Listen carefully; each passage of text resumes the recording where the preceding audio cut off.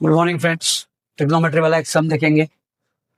In triangle ABC show that tan A plus tan B plus tan C is equal to tan A into tan B into tan C।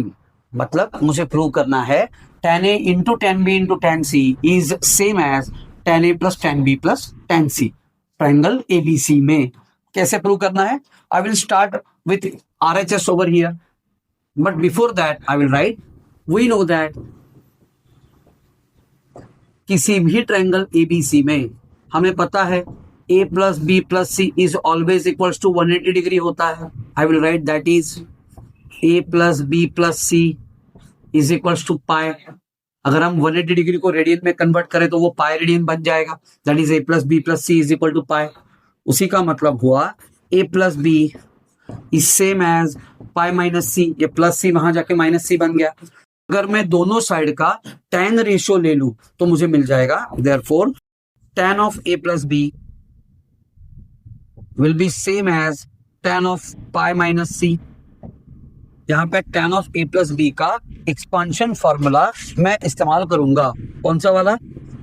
tan a plus tan b upon 1 minus tan a tan b। ये tan of a plus B का formula है, हमें अच्छी तरीके से पता है। Is equal to tan of pi minus सी हमेशा होता है माइनस tan c। क्या वजह है उसकी? tan of pi minus theta is always equals to minus tan theta. तो उसका मतलब अगली स्टेप बन जाएगी tan a plus tan b as it is रखता हूं। और यहाँ पे जो 1 minus tan a tan b जो डिनोमिनेटर में है वो अगर मैं वहां पे तब्दील करूं तो वो इनटू में चला जाएगा, यानी कि minus tan c into the bracket 1 minus tan a tan b which will be same as tan a plus tan b is equal to minus tan c से अगर मैं इस ब्रैकेट के अंदर मल्टीप्लाई करता हूं तो मुझे क्या मिलेगा? Minus tan c into 1 will become minus tan c। And minus tan c से अगर मैं ये minus tan a tan b को मल्टीप्लाई करता हूं तो minus into minus will become plus, और स्टेप बन जाएगी tan a into tan b into tan c।